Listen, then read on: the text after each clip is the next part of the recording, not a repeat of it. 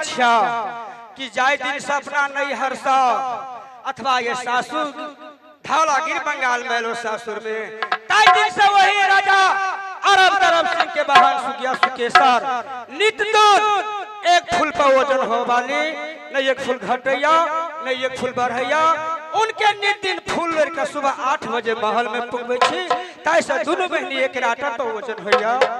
इस बार अंतिम 8 बजे फूल लेकर चल जाय छलो सुगिया रानी के महल में आई हमरा 8 हिया बाज गेले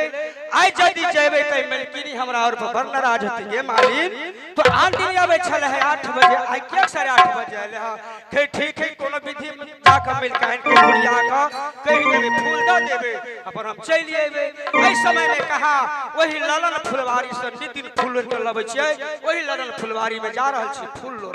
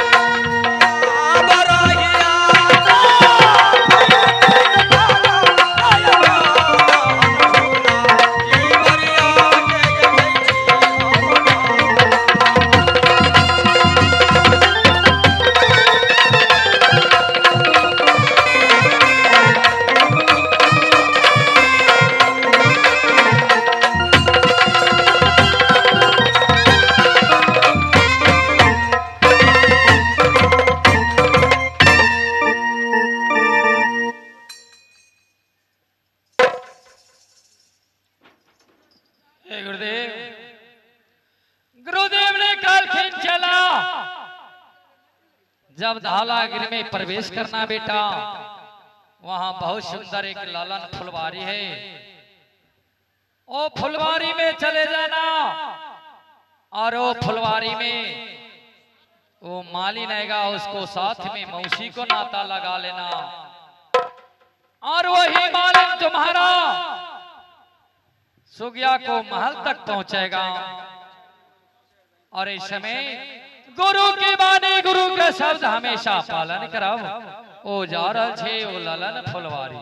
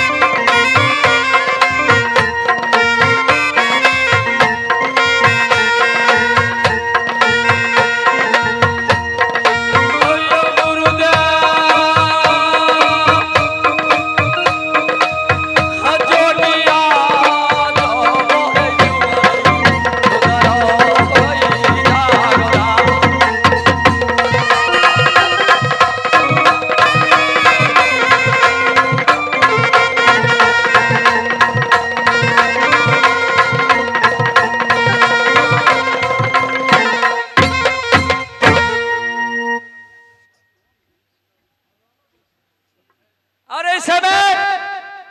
ए फुलवारी में पहुंच गेलो। बहुत सुंदर सुंदर फूल देख रहा छे और जब ये फूल के छती करब ओ मालिनी आता फूल के छती का एक फूल के पेड़ ला जाकर आराम से बैस रहा ताय के ले वो मालिन छती देखता तो फूल के ढूरा के शुरू करता।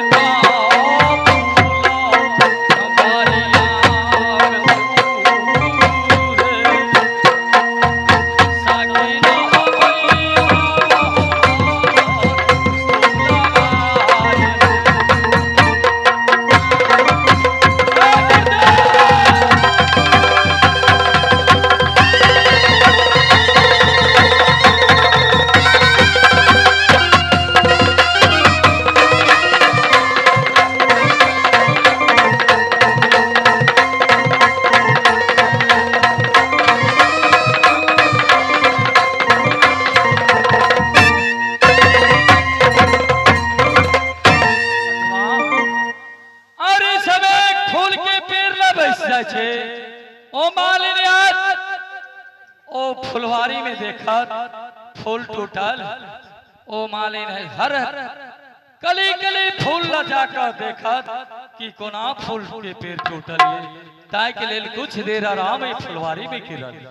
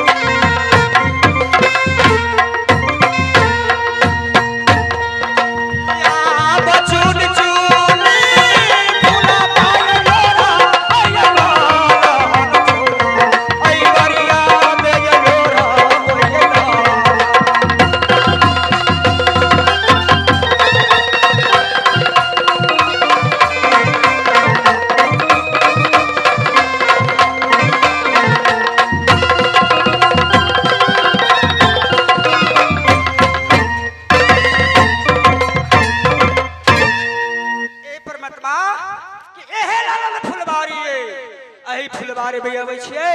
आ सब दिन चुन चुन के फूल लड़ के कहा ओइ रानी सुगिया के महल में फुंगबै छियै तैसा कि दुनू बहिनी एके रातन पर भोजन होइ छै मन सा फूल लड़ लेबै आ तब कहा रानी सुगिया के महल में जेबी परमात्मा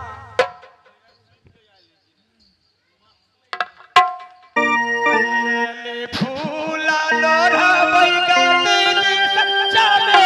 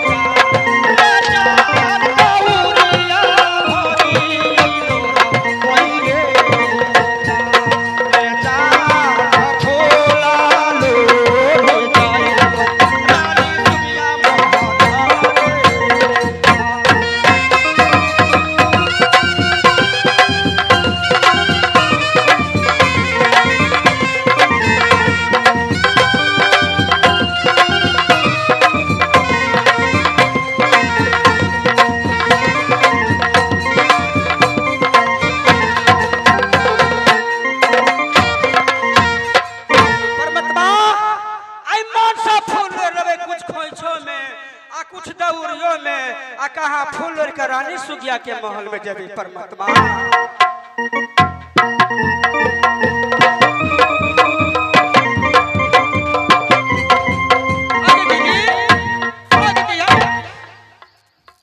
हे परमात्मा आई बहुत जुलुम के बात भगले बगीचा में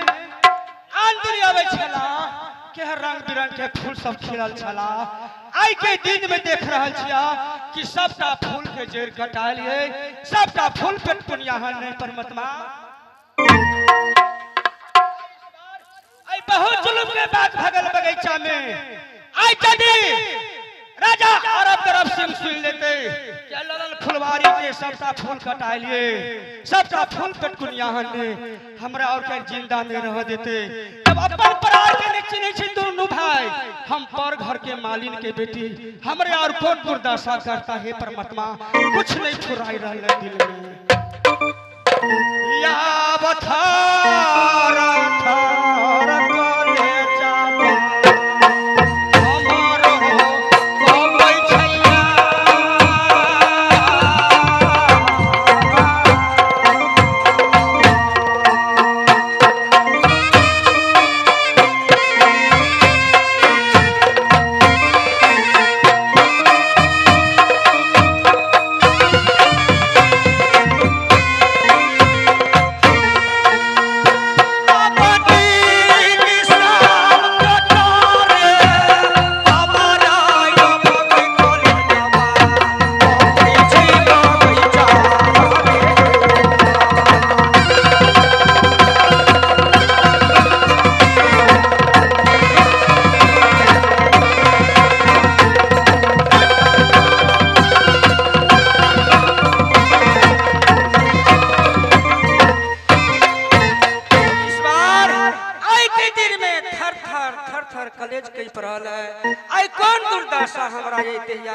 दोनों भाई अरब तरफ से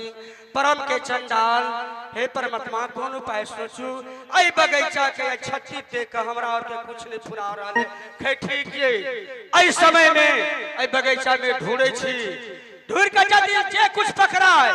ओकरा पकड़ को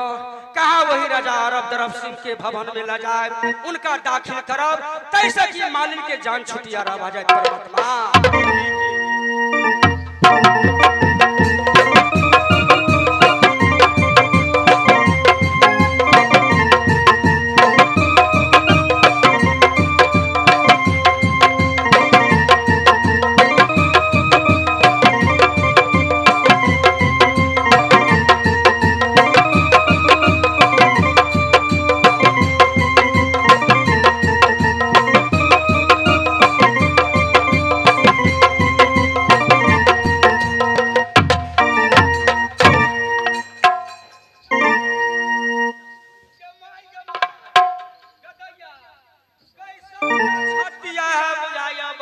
और कल के फूल के गई दैया गया। अब हमरा दिल में भरोसा भ गेल, अब हमरा और के जान बचत हमरा पता नहीं चला। एकरा पकड़ के आ वही राजा अरब दरब सिंह के भवन में ला जाए, इनका दाखिल करब ताई समन जान छुटियारा भ जाए। राम राम